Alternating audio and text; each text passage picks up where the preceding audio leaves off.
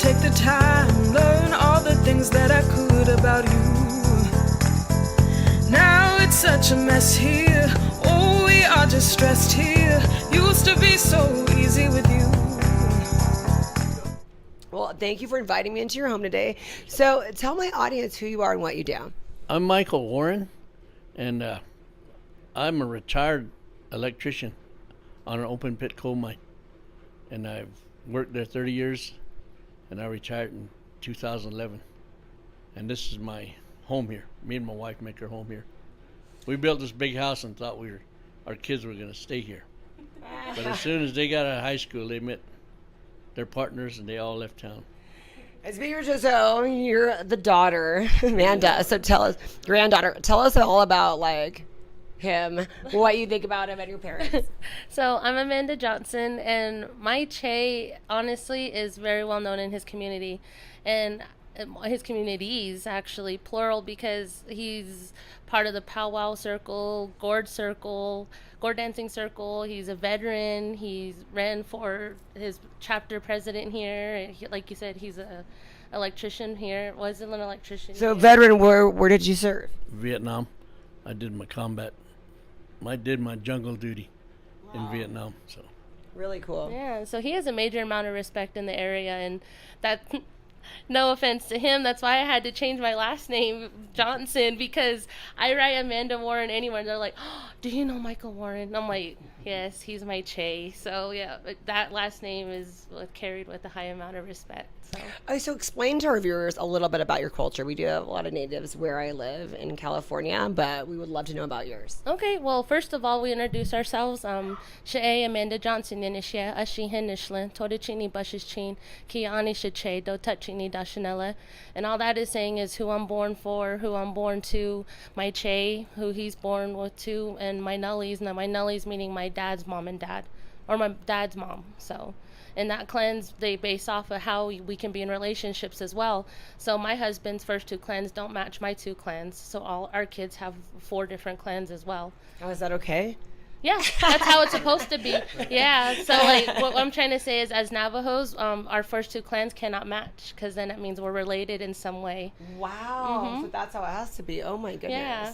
Yep, so my kids would be Ashihin, Nisha, Ozet Tachini Dashichin, Todachini Dashache, and Hushklishni Dashanella. So that's my kids' clan. Wow, Mm-hmm. that's good to know. And so then you, what are you running for currently, and what have you done in your community as well? Because I know you're downplaying it. She's the one that's upselling. I'm running for the chapter president of 2025 for 4 years, for a 4-year term.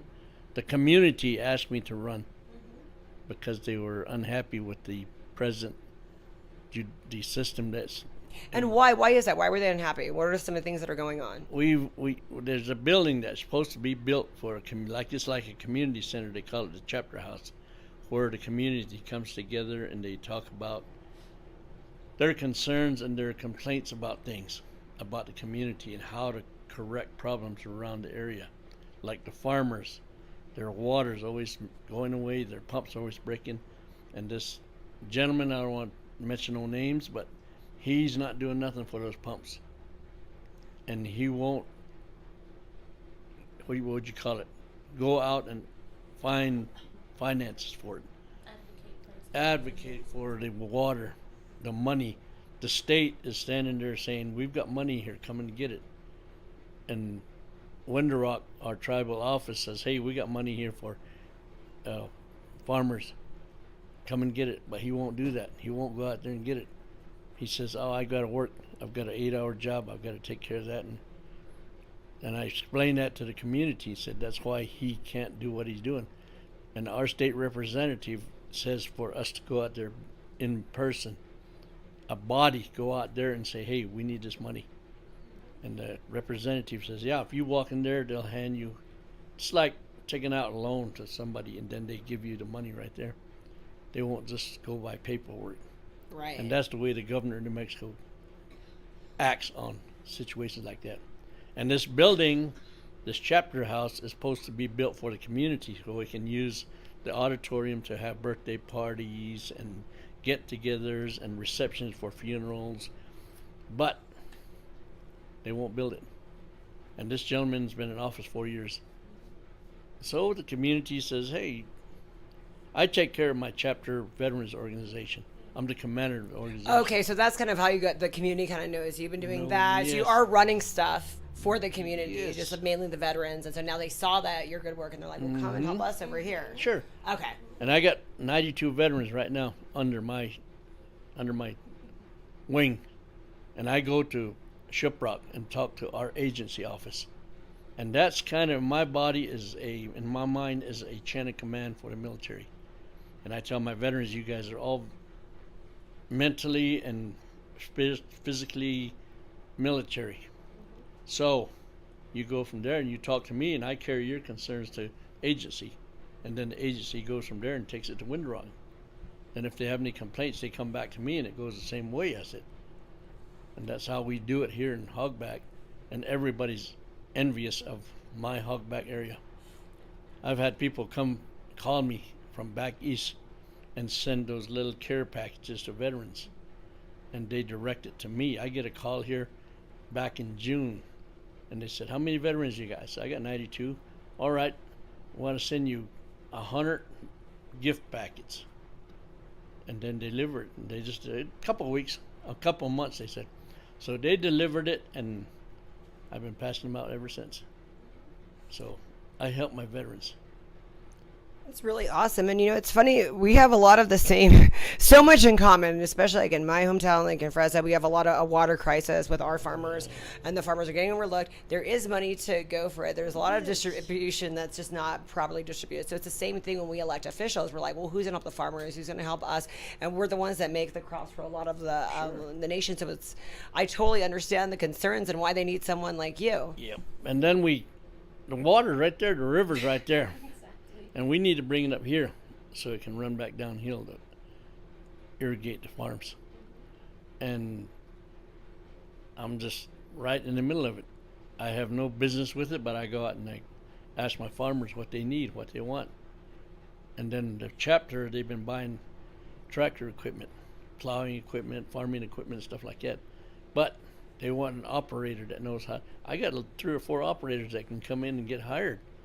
But this gentleman that I previously talked about, he won't do it. He won't go out there and find out who's an operator. Wow.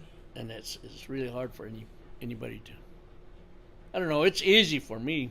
Yeah, well, and that's what they want you, because it is easy. You already know what to do. All you do is talk to the people and pretty much pass information one person to another. Say, what do we need to do? But it is very simple. People make it complicated. And I tell them I live right here by the road. And my driveway is not muddy. It's all rocks. And you guys come over. You got a complaint. Here's my card, my business card. Call me if you got a complaint.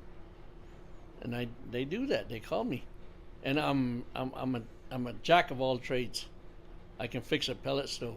I can fix a vehicle. I can diagnose it and tell you what's wrong with it. And then on top of that, I'm a, what would you call it, medicine man. Some people call them shamans. I'm a medicine man. I pray for people. And I take care of people. I love that. I talk to them and tell them, hey, this is where you should be. I take a person, if he's on the street and don't have no place to go, or they break down somewhere. Sometimes tourists break down here. And I tell them, hey, I live right over here. Do you want to put your car in a safe place? Really? They said, while you're waiting for the record, come on over and sit in my living room. Like, small gestures like that I do for them. And my wife one time, she says, I seen a guy's car burning over here. The front was all smoke coming out. So I heard him jump in my car, and I went across, and he had a Texas license plate. He was all decked out. His car was all decked out in a hunting camping gear. And he said, my alternator burned up. I just bought this truck a few months ago so I could make this trip to Utah to go mule deer hunting. And him and his buddy, they were out of Junction City, Texas. And they said, this is about 5 o'clock in the evening when everything's closed. Oh, no. And I told him, I said, it's not going to be safe there. You're not going to get a record tonight. So why don't you guys just stay at my house and stay here for the night, and then we'll take care of it tomorrow morning. Just so happened it was my day off, so. And then they came over. and they stayed here. And his buddy had a 6-shooter. He slept with that under his pillow. They were that scared of us Indians. And I told them, relax, calm down. And they wouldn't sit off. They sat on the couch. They wouldn't get off the couch until it's dark, guys, let's go to bed. Wow. And I've known these two ever since that happened. Oh, and my mother-in-law, she was still here down by the edge of the farm. And she came up, and then we told her, we got two Belaganas, white people, out of Texas, and they're scared to death.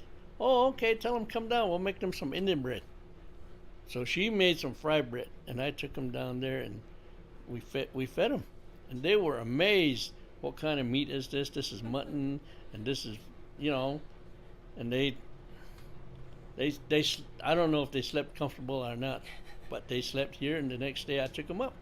Well, we went over there and took the alternator out, and we took it up to the dealership, and they gave him a brand new one. He put it back in.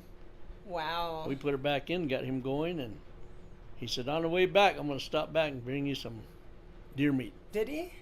Yes, he did. That's He gave me a awesome. whole hind quarter. I love that. Oh, that is so man. awesome. That's a great And then story. they went on their way. We exchanged addresses, and man, one of the boys owned a hardware store. And then the other guy, he owned a ranch down there in Junction City.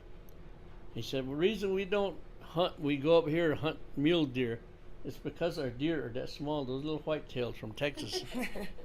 Now, oh, I thought everybody was running over goats. I said, I guess they get it on the highway and the freeway and they get hit, and it looks like a dead goat. So I went over there and I looked. Yeah, he said, look, there's one right there that won't get away from the yard. It's that big. He said, that's full grown. That's just one bite of meat and they're gone, he says to me. He was telling me about deer, the country up here. And he did stop by every year after that. Oh, I love that. A few years later, I don't know whatever happened. And we actually went down there and visited him too. Oh, how fun. Did you Yes. stay in his Yes, house? his ranch. And So nobody was sleeping with guns under their heads at that time? No, we didn't. We just made ourselves in a home, walked in there, smelled like mutton and fried bread. Oh, that's so funny. And Oh, my God. we stayed there, and the wives were there, and they brought a whole bunch of people just to meet an Indian. That is the funniest story. I love that. Oh, my Yeah. goodness. And we're still friends. The wife are still alive, but they went on. That's how I meet people. That's how I meet. And even tourists on this road, they'll have a blowout or something.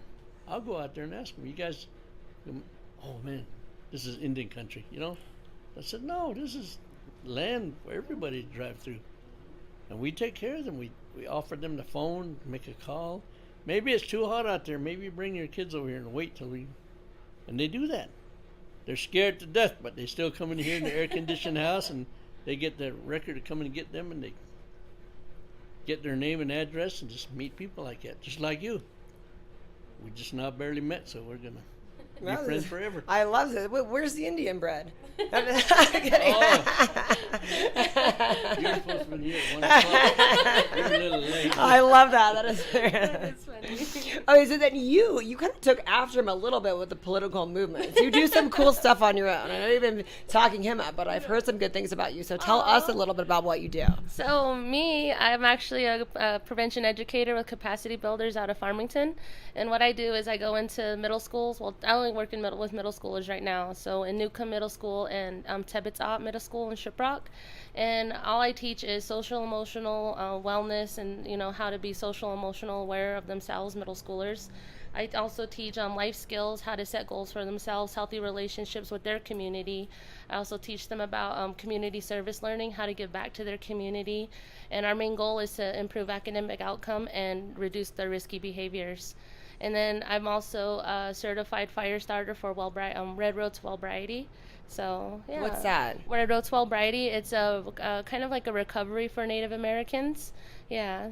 So. I mean, and these are all things like I hear. So if I say anything dumb, just be Oh, like, that's not even how it is. no, Because no. if I heard it, that means there's a misconception out there. So I have heard there's a big addiction in the community, especially. So why is that? What is that? Is that true? Yeah, actually, what I've just learned too recently, I did a presentation because what my team does, we're under a TPP grant, Teen Pregnancy Prevention, so we do a lot of team building, right? So we did a presentation with some seniors out of Shiprock, New Mexico, and that they told us that there are senior citizens that live in the rural area of the Navajo Nation, and they are currently being rampaged by people with addiction and coming into their homes and robbing them because they know that don't have the resources, one, and that it'll take hours for cops to respond. Oh, right. That makes sense. Yeah. See, so that's what I literally just learned on Friday. I'm like, that is sad because again, and it could be their own grandkids. Yeah. Knowing, again, their grandkids with the addiction, knowing, hey, my grandparents have this, and this in their home. Let's go take it, and cops aren't going to respond. Right. So, and the addiction here is insane. I'll be honest with you. I am in recovery. I'll have a year and 10 days. And when I went through treatment, the things they shared in there, they don't have the resources. They don't have the resources of transportation. They're like, I can't get to treatment so and so amount of days and this hours, and coming from Newcomb, coming from Sheep Springs all the way to Farmington, where the only place is to actually get help, and they just don't have the resources to get there. And then I also learned that they're trying to do some sort of let's see, how can I put a transit, not even a transit, a rail, oh yeah, a metro or something out of Farmington, but it stops in Kirtland. Why would you do that and not have it go all the way out into the reservation where the transportation's needed from the reservation the people that need it the most? Exactly. It just doesn't make sense. And then another thing is they don't have access to the internet. They don't have enough of the education to know everything's done online now. So if they need Medicaid to pay for that treatment, they can't get online, and there's words there. They're like, what does this mean? They need the help to do it. And then there's people there that don't want to help them do the applications for Medicaid or to just to help them with the resources to find the funding to pay for their treatment. And that's the biggest problem because nowadays there really are so many resources out there, but we just don't know all the resources. Exactly. And even so you guys help them figure it out. Well, we're trying to. I'm not part of that grant, but there is another one, another grant in my building that they're more towards substance use, more towards preventing vaping in teenagers, because that's another epidemic. Oh gosh, is vaping with teenagers. We have a lot of that too. We have a lot of the same problems in California. Yeah. And see, the thing too is the biggest epidemic is with meth. Meth is easier to get on the reservation than any other drug. And then it's even easier to get drugs than alcohol. Exactly.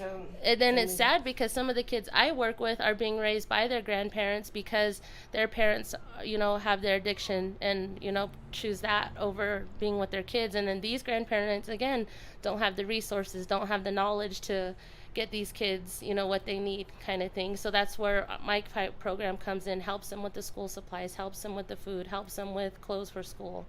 So it's really awful. And then hearing that when I was over here in treatment with their parents, they're like, how can I help my kids if I can't help myself?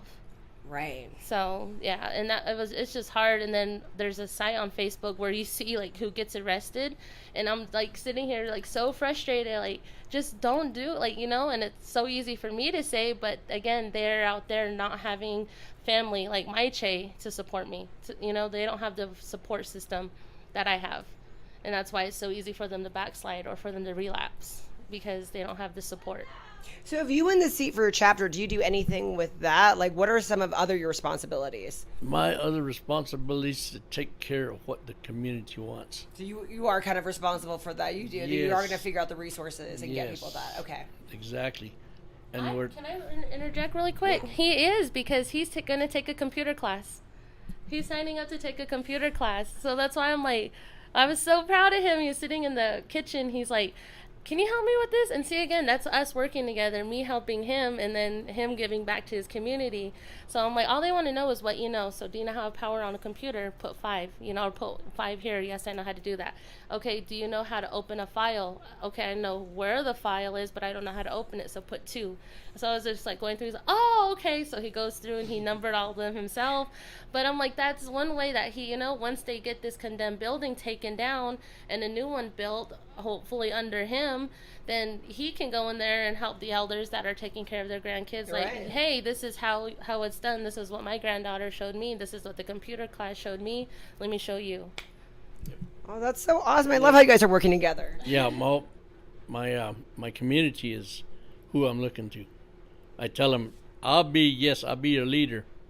I'll be your go-between between here and Window Rock Right. or the state of New Mexico. But you have to tell me what you want, what you guys want, how you want your community to be run, what your dislikes and likes are. That way I can figure out what you guys want. And right now we go to a chapter meeting and all the community, maybe 15, 20 people show up, and then they just sit there like this, bump on a log. They won't, you ask them questions and they won't answer. Or do you have anything to say? No, they won't say nothing. I don't know why it's like that, but I need to get that out as a chapter president. I need to get that out to the community so they can come. They do that now. Like Miss Begay here, she called me, say, hey, I'm thinking about you. I need you to do this for me. And I'm helping the community by helping her. So they usually speak out at the meetings then, huh? Yes, they need to speak out. They won't say nothing. And the younger kids, they won't go there because everybody talks Navajo. We don't understand Navajo. So myself, I'm fluent in Navajo and English, and I can switch back and forth real quick. Like right now, if you were Navajo, I'd be talking Navajo and English to you. Okay. Just like I was doing a little while ago with Right.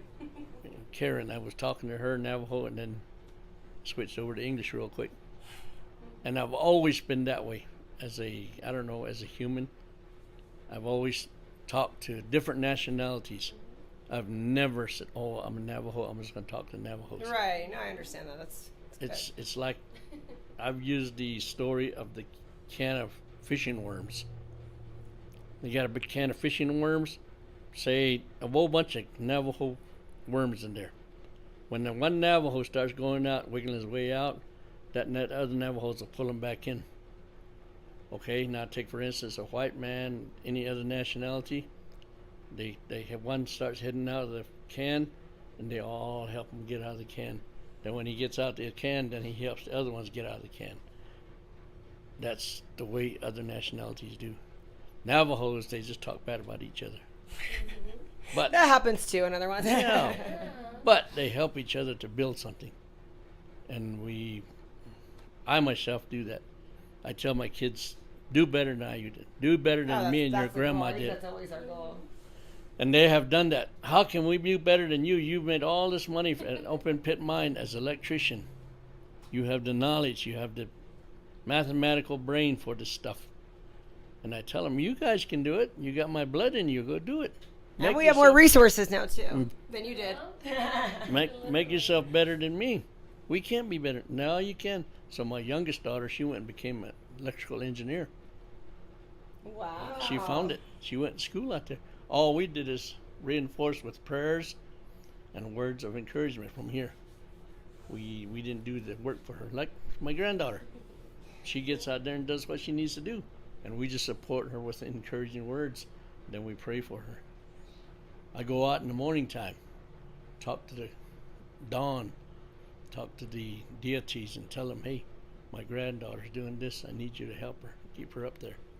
She's happy where she's at. Let's keep her that way. I always ask you to do that, And I talk to the holy people in that way.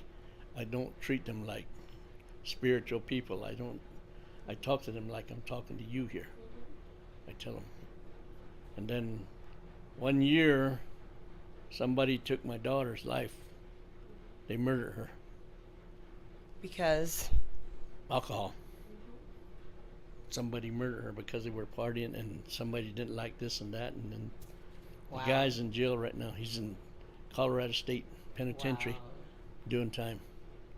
And I told the creator, I said, it's not, she's not going to come back here, but he's really deprived us of all the memories that she could have been. She was a single person, and she was, what would you call her? So that's actually a funny story, because the whole time my nana was pregnant with her, they thought she was a boy. So when she was born, and they're like, she's a girl, and her name was supposed to be Michael Rex Warren Jr. Oh. So they named her Michaeline. Aww. Yeah, so the Michael was still in there, and she literally was still, followed right behind him. Was still a mechanic, loved cars, loved being outside. Like right now, she'd probably be in here, like on her phone for a little bit, cool down, but she'd be outside in the yard, Aww. like, fiddling around with her truck. Or she loved her Tacoma, so she was always working on it and trying to do something good with it. Or that trailer out there's a tools trailer, so she was always in there doing something. So that's why I'm like, he still kind of got his son with her. So yeah, but honestly, I think that was a hate crime, how she was taken from us a week before her birthday, because my aunt was with the boy's mom, and he didn't like that his mom was with my aunt, and hit her over the head with the 2x4 and took her in the middle of the night. Wow. Yeah. Well, we're glad that he's locked up. Yeah. And so you've gone through a lot. So if he gets elected, are you going to try to bring some of the younger people in? Because like he's saying, the younger people don't want to show up. Definitely, I would, and it's cool because I have aunts that live right up the road, so they're part of the Hogback chapter, and they're like right between our ages, so they're right here telling him, this is what we need, and he's like, well, you should come under me when, I get into office, and that way we can work together, because they know what the community needs, so come work with me. And again, they're the part of the younger people that don't speak Navajo. So that, like, again, it's kind of discouraging, because I don't even go to I don't go to chapter meetings, because same thing, I'm sitting there like, what are you guys talking about? Like, it'd be nice to kind of get a little of what he offers, the Navajo, and okay, this is what we're talking about, this is what we're discussing, right. And explain to us, be like, oh, Right, okay, right. I have input now, and say something rather than like, what are you guys talking about? So, and a lot of I think the way we say it in our meetings is like the elder statesman, like, no, this is how it's done, keep it this way, and he's over here like, no, you guys are in a new generation, you guys need to mix it up, change it up, and if you want more input from the younger my generation, then this is what we need. But they're sitting back, no, this is how we've always done it, keep it this way, and he's trying to mix it up. So that's what I really appreciate with my Che.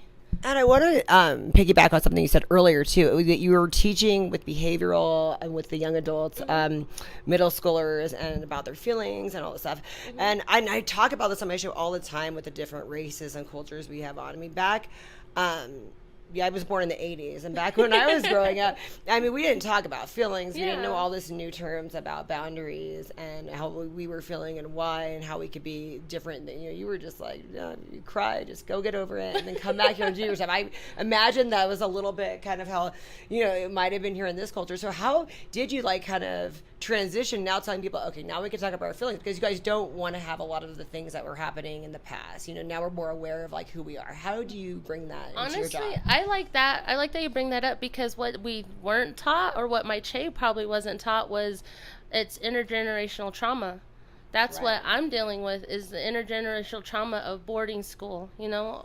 My grandparents or his grandparents were in boarding school, or teachers in boarding school.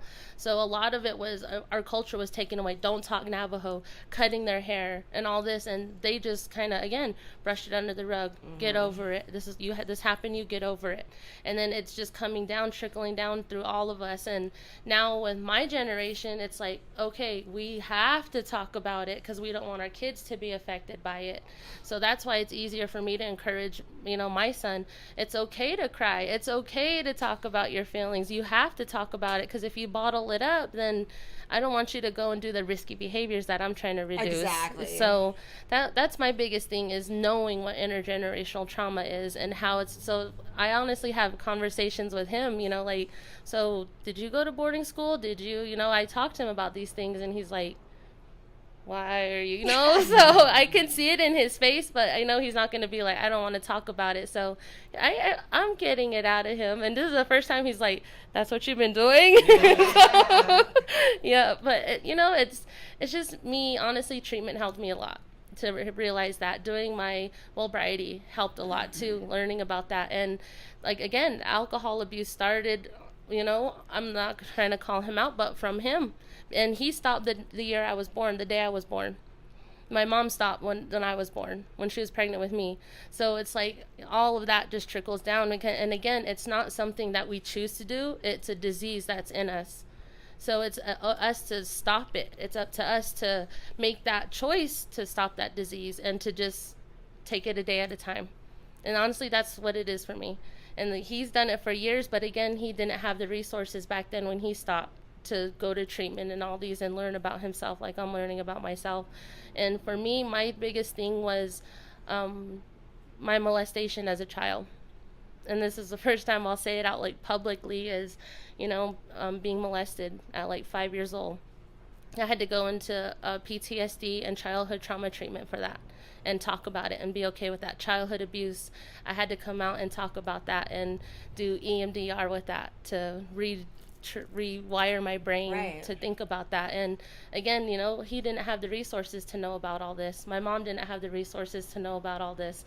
But me reaching out for that help, because I don't want my kids to be affected by it, I'm basically being a cycle breaker. And now I'm like, honestly, a year ago, I would not have seen myself sitting here knowing and talking about this, doing this interview with Having you. a constant smile on your Yes, face. it makes me feel good. And then it's funny because, like he said, he's a medicine man, a road man, and he runs Native American church meetings. So in his meetings, he has a fire chief. And now I'm his fire starter, is kind of what I feel like, and because that's what my title is in a Wellbriety circle with White Bison, is a fire starter. I So can it's see like that in amazing. you. Thank you. And it's crazy because when I left a treatment center, that's what the guy, my counselor, my case manager told me. He's like, girl, you're going to set fires, and I can't wait to see what you do. And then when I did this training literally in July, and I'm like, holy cow, I'm a fire starter. Like, it's cool. And all I do is do talking circles. So start talking circles. I haven't done one yet, but my ultimate goal is to start a talking circle in my community and maybe use Hogback chapter once he gets in there. That sounds great. What do you think about all this? Too much for my brain right now. And they were talking about alcohol and drugs. I did that because of the white man. The white man, you go in the military, and it's just like soda pop out there. Yeah, here's some candy. It's given to you. Here's all the beer you need. Here's all the liquor you need. And you don't pay that much for it. So you indulge as much as you can. Hey, it costs too much at home, so I'll just drink it over here. And then all the drugs too. It's all there. Anything you want. Vietnam, you could buy a bundle of marijuana without the stems. The pure stuff for $5 a bundle. It was right there. Mama-san would bring it and say, here, $5. And then the drugs, any kind of drugs you needed was sold there too, at a real low price. And you'd have to have that. Alcohol, liquor, the United States government would give you a ration ticket, and they'd punch it every month when you picked up 2 cases of beer, a fifth of whiskey of your choosing. And it's just free. And it was there, especially when you're out in the jungle. Right. They'd bring it out to the jungle and they'd give it to you with the food rations and all that. So it was the white man that gave it to us, like they did to us way back back in the day. That's what we were just talking about, was like what I learned in Wellbriety is that an elder had a vision about a white colonizer bringing fire water, and they were going to use fire water to, like corrupt us and make us give them more for less than what they give us. Yeah. And then so it was already before they even came. There was just them having visions, and that's what I learned in my Wellbriety training. So that's what I was just sharing with him just now. I'm like, you know what I just learned? I haven't got to talk to you, so I was just sharing that story with him. Yep. And then in traditional way, the way we were taught in traditional way, it was corn liquor that was brought. And us natives, we use corn for food. And we teach that the corn is our lifestyle. The corn is planted. It grows up from the seed, and it gets a big, strong stem. right there from the ends comes the baby corns coming out, and then that chip is the corn pollen. And that's what our food and our lifestyle was. But the white man, what he does is he rots the corn. He spoils it, and he lets it rot, and then he turns around and feeds it back to us. It's very And true. That's what sounds to me. And they're using it the wrong way. But we still, as natives, we still use it as our food and our lifestyle. We take that corn pollen and pray into the east, to the deities. And 4 sacred directions, we pray with that corn pollen. And the white man tried to break it from us, and they never did. So, blame the white man. I hate to say that, but I still live with them, and they're my friends. Any nationality is my friend. I treat them just like they treat me. And I teach relatives, young kids, don't be an Indian. Then when somebody's talking, put your head down. I said, look a person right in the forehead. Look at them right in that third eye and talk to them. You don't have to look at them in the eye. And I said, 9 times out of 10, you watch, that white man's going to back down. He's going to get all nervous and don't know what to do when you're looking right at them, talking to them, when you're talking business to them. A lot of these salesmen, they do that.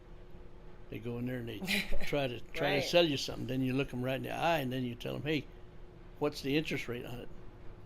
What's all this other stuff I pull on them, and they kind of back up and look at me. So That is so true. I that is actually very true what he said, because so many times I'll be on the phone talking, with somebody, then I get into the office and they're like, Amanda? I'm like, yeah. And they try to be argumentative with me, or they'll call me argumentative, and I'm like, I'm just asking for your policy. And they're like, well, you know what a policy is, and so they call me argumentative because I'm a young native and because I know what I'm talking about. And that's why it's important, like the things that you guys mentioned about educating your culture, so that people aren't trying to take advantage. Exactly. And it's cool because I've taken a class. I'm actually almost done with my bachelor's degree. Yay. I'll be done in February, so I'm pretty excited. And I took a class called Finance in Today's World. So I was talking to my former boss about it. I'm like, I can't believe this generation doesn't know like what he's talking about, interest rates, APR. Like they need to credit cards at least when they're done with high school to keep that credit, line of credit, and they have this so they can, I'm telling her all this. She's like, you should put a presentation together so I can contract you so you can do a workshop here. And I'm like, I was just having a conversation with you. I wasn't trying to get a job or anything. She was just laughing. She's like, but what you're saying is so true. Like everything you're saying, you could totally feed back to your community, the natives, and that Right. program was specific to natives. So she's like, you could totally just do, I'm just telling you your potential you have. And I'm like, I was just having a conversation with you about what I learned. She's like, still, you should put a presentation together because you're right. Students out of high school don't have this knowledge and they do need it. And like now, I got my first credit card at 32. No way, That's really? yes, Wow. that's why I'm like, I wish I would have known I needed a credit card when I was 21. I needed at least 2 credit cards when I was 21, rather than trying to drink and party. Like it's just messed up how the school system I've seen myself is like, get these kids through, and it's like testing, Right. and it's like they're not attaining any knowledge, they're not learning anything. You're just trying to test them and get them out of here. Like, it just doesn't make any sense to me. you should meet my oldest daughter. My mom. I can only imagine. How old was she when she got her master's? She actually got her master's 4 years ago. Wow. Yeah, That's so impressive. from ASU. So she's amazing too, because the whole thing was about the COVID was prevented her from walking. So she finally walked after COVID was lifted and everything, and so she has her master's in early childhood education, and she even was a child care director in Shiprock working with teen parents. Wow. So I thought it was pretty ironic that I was under a teen pregnancy prevention grant, and my mom worked directly with the teen parents because she basically created a whole daycare in their new high school for the teen parents to bring their kids to finish their That is degrees. so awesome. Yeah. Would you like to meet her? I'd love to meet her. She's meeting next door. Yeah. Can you go get Pinda? Yeah. And I was thinking about this interview, and then she popped in my mind. So I asked her to come down and talk to you. And I wanted my oldest daughter to be here with us too. So how many daughters do you have? I got 5 daughters. And the one they took from me, she's sitting right up there with that big smile and the cap on. Oh, can the camera zoom in on? What's the that. cord? Right there. Yep, right there. She's at the Denver Broncos Stadium. Her sister took her up there one year. That picture on the left corner are all 5 of the girls. Maybe you could zoom in on. Hold water for him. He's going to swallow it and choke on it. Those are all 5 of my daughters. Laurinda, Danielle, Meredith. No, Michaeline, then Meredith, and then Miracle. Miracle's the youngest one. And the oldest one is Laurinda. She's her mom. That's our girls. And I've got one son that I adopted. I raised him from 3 years old. And he was the naughtiest guy. He talked worse than a Navy guy. And he finished school. They actually have him on video in when my mom was in the hospital giving birth to me.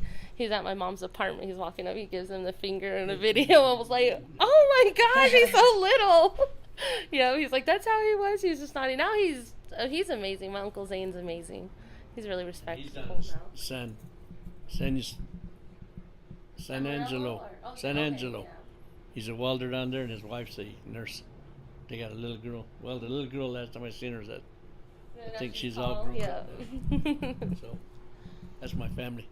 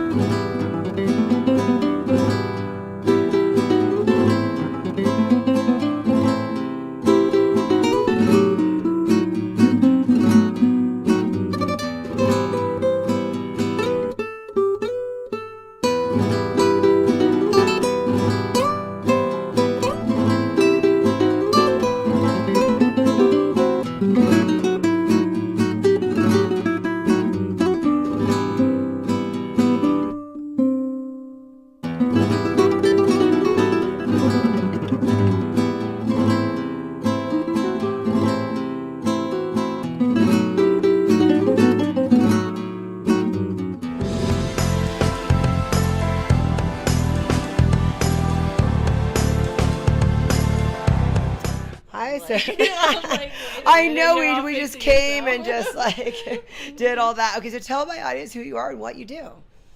Okay. Hello, my name's Laurinda Warren, and I'm Ashihenishla ki ani bashichin nakaiden eshik che kidlachini shanala, and I'm a proud daughter of a Vietnam veteran, and I'm the oldest of 5 girls of my dad, Michael Warren, and of us 5 girls, I'm probably the one that rides everywhere on my Harley. Are you the oldest or the second oldest? I'm the oldest. Okay, so Michaeline was the second oldest. Michaeline is the middle. Okay. I've been paying attention. I'm trying to keep up. That's all right. It's a lot of information. So of the 5 girls, I'm the oldest, and so I'm probably the most adventurous. I love to ride. I'm an adrenaline junkie. I'm very protective of my family, so, I'm usually the one that's like in the front being like, what's going on? Who are these people? Right. Yeah, that's who I am. And I do ride, like you said, for Medicine Wheel Ride. And my main reason for riding for Medicine Wheel Ride is to ride in honor of my sister, Michaeline, who was murdered in 2019. That's who I am. Oh, that was recent. I'm the mother of 3 children, and yeah. Well, awesome. And then also, so I heard you recently got your master's degree, which I think is super cool because it shows you can go at any time. Yep. Further learning. He's learning computers. So what inspired you to get the master's degree later in life?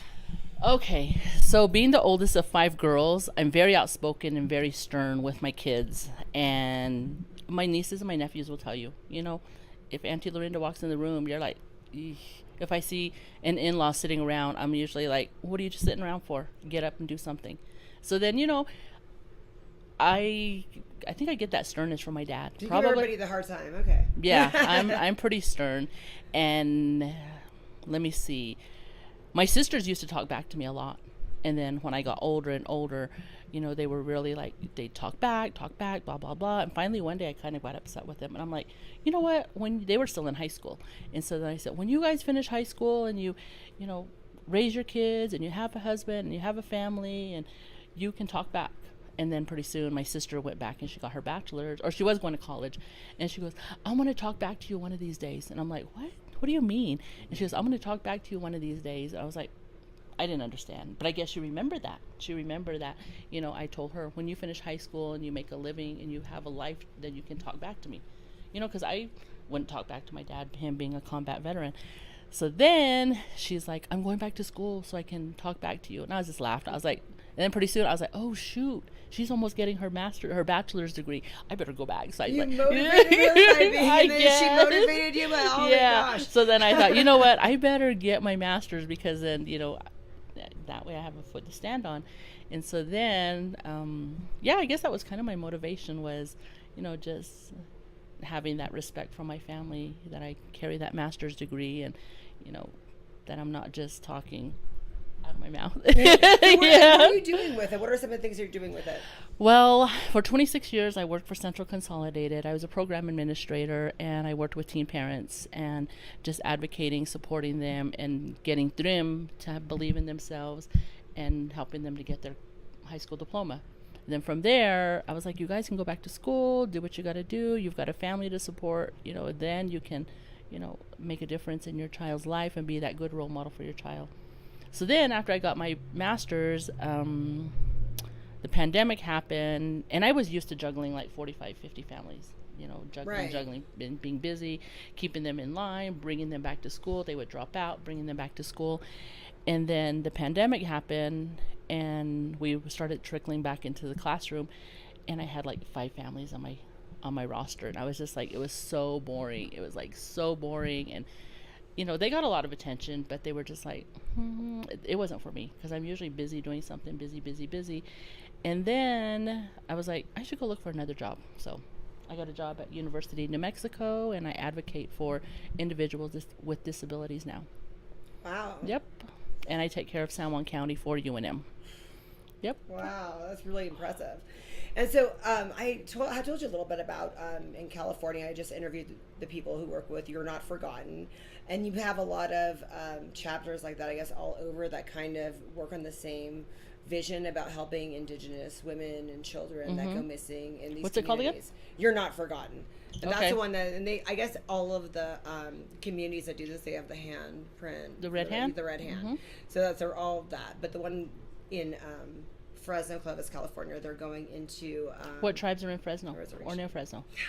You don't know? Yeah, you got to ask the one person. Well, and we know when they came on the show too, they all said Native, they all said Indigenous, because it's all connected. So it's all of that. Because I picked up, we get a lot of, Medicine Wheel Ride gets a lot of sponsorship from Indian Motorcycle Corporation and Harley Davidson. So our group started our prayer ride August 23rd, 24th, like that, something, in Chumash, near Santa Barbara.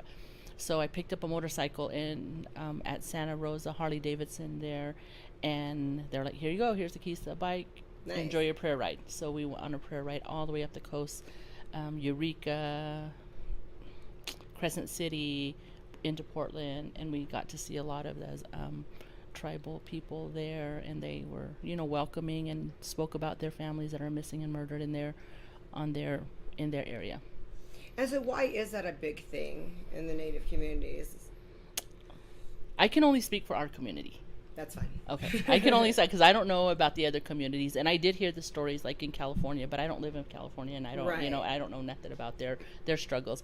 But for our community, I really think it is the use of drugs. We covered a lot of that today. Yeah, we talked about the drug use, and human trafficking, sex trafficking, and just, I think that would mainly be it. So for instance, one girl just recently went missing. about a week ago, and I sent the word out. This girl's missing from Farmington, New Mexico. And then while I was up in Durango, I got a text message from Mom saying she was recovered. I'm like, oh, is she good? Is everything all right? She goes, she was beaten, but she was found in a hospital in Michigan. How can she go from Farmington to Michigan? Yeah. Right. What was all that about? So Mom said she would get back with me and, give me all the details. So, just finding out the stories and hearing a lot of the things that have happened with a lot of our relatives here on the Navajo Nation are pertaining to drug use. And I don't want to say a lot, the perpetrators, use of drugs and alcohol. And But I've also heard too, a lot of it, why it happens to natives all around is because you guys have different laws on the reservation, so that's why it's not regular. Like regular cops just don't, like when we have a missing child, it goes all over, and but it's a little bit different because of your laws on the reservation. That's what I was told. So yeah, that is true. That's very true. That's very true. Right, because federal can only come in, but not. And that's another. Yeah, that's another impact. And then one day I was talking to a police officer, a Navajo Nation police officer, and I had asked him the same question. What do you think your reason is? And then he said, there's me, and I cover from Crown Point to the Arizona border to Utah, and it's like a huge square, a huge area that he covers. And I think it's the lack of manpower. Right. If he gets, and it's based on priority. If somebody's getting murdered at Ninahazad and there's a car accident with families in Arizona border, he's like, well, which one do I take care of? It's like he's got to kind of set his priority and go to the one that's most important. I'm like, the person getting murdered and the killer standing there saying they admitted to killing this person. Yeah, you jump on that right away. But if he's at the Arizona border and he's got to get to that's like an hour and a half for him to drive. And then, so what changes if you become chapter? What changes would you make to that? Is there any way? I know you're trying to really involve the community so that there's more hands on deck instead of just you doing everything. So what kind of changes would you make? I would like to increase the wages for police officers. The government themselves provide the equipment, the patrol cars, the guns, and any kind of equipment they need, but they won't give the Navajo police officers a wage increase. I was a Navajo police officer back in '74, and that's what I found out. Me and my wife, we said, how are we going to make a living on this small wage? So I left and went to the mine, went to work, and they were giving me a paycheck every week. So these guys are out there carrying guns and putting their life on the line for what, $15 an hour? Wow. And that's the main thing that we would have to change. The government would have to increase their wages, and that's how these younger people become police officers if they'd come back here, if they had to pay. What does the state police, city police, and the county police pay their officers? We've got to be able to match that so they can come back here and work for us. We tell our younger children to go out there and get an education and then come back and help us. But how's anybody going to help you if you ain't got enough money to support your family? Right. They get stuff like that. That's going on that we're trying to change. We're still working on changing it. Well, thank you guys for talking with me today. And what I want to touch upon is, do you guys have social media or email addresses where people can kind of reach out to you if they have any questions about anything? For me, I would say they could, reach out if they're interested and want to know more about missing and murdered Indigenous relatives. Or your rides. You do so many things. So they can ride. I mean, they can. They can ride. They can ride, of course, with Medicine Will Ride, and then they can contact our website and on social media. I think we're on Instagram and Facebook. Is Medicine Will Ride. Okay. And then they do have an Etsy shop where you can make donations, and contact to become a volunteer. And then on Facebook, I ride with another group here on the Navajo Nation. It's Dene Riders, and they support everything: veterans, education, missing and murdered Indigenous relatives, anybody, anything. Anybody can call and support them, and they're also on Facebook and social media. Awesome. Yep. Thank you for coming. I do have personal. Well, now you're with it, right? Now you know how to do it all. Yes, and the chapters are barely coming into the automation of. Window Rock wants 3 copies of everything, black and white, and I said we're in the New world. Come on, guys. Let's get on the computers.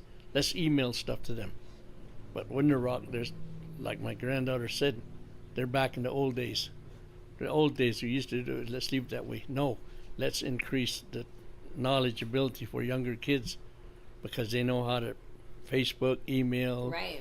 text, and whatnot.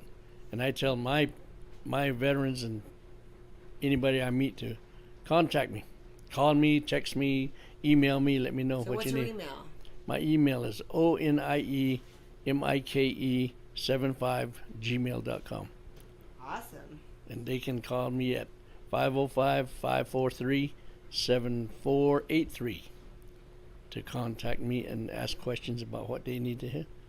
You know, through the veterans, through repairs for disabled people. And then whatever, I'll find out something. I won't tell somebody, oh, I don't know. I'll tell them, give me a couple of days and I'll find out where you. And I always come up with a track how to find it. I'll find who to talk to. I've got contact with the council delegates. I've got contact with the officials in Shiprock. And I just barely came upon the ability to go to Winter Rock in person. They recognized me up there as who I am. Wow. And I'm on a different project, but I don't want to put it on your program. We'll have to wait and Tell you see. more later. I'll tell you more about it later on, and she knows what I'm talking about. And what about Amanda? What's her social media? Do you know her social media? Yeah, she's got social media. You don't know what it is? I don't know it right offhand. Yeah. We'll figure it out and we'll put it out there. Yeah. But thank you guys so much for talking with me today and letting us in your home.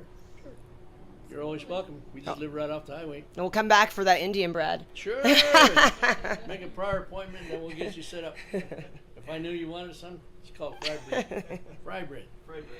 Thank Or you. if you wanted an Indian taco. Oh, that sounds good too. I love those. She knows how to make them.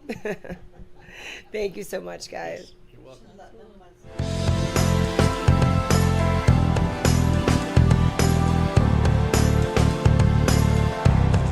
That was the scene this morning at around 11 a.m. when a man caused a violent fight at the cash register here at George's Cafe. Witnesses say he wanted breakfast and the cashier wouldn't give it to him. What the fuck happened here? This crazy guy came in and he just started stabbing people with a fork.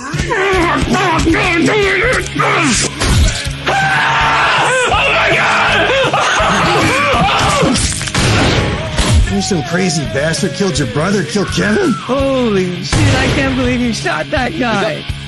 Want to make some money with the destroyers? You're like, yeah, I wasn't there. I just shot his dick off. I need to know where this guy is.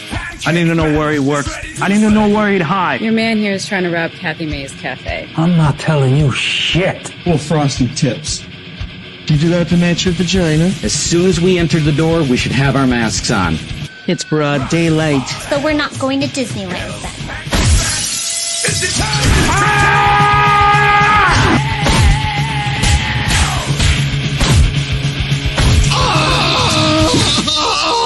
And this is about pancakes.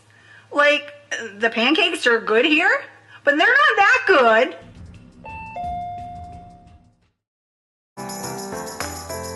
Felt right in the moment, felt right in the summertime. It felt right drinking cherry wine with you. Just wanted to own it, just wanted to take the time, learn all the things that I could about you. Now it's such a mess here, oh, we are just stressed here. Used to be so easy with you. Now I must confess here, oh, I must confess, dear, don't think I'm in love with you. Winter is coming and I don't know what to do, and there's no more use in running, no more running to you. And I don't want your loving, I don't wanna be just friends, knowing all this time we were playing pretend. It's a mystery.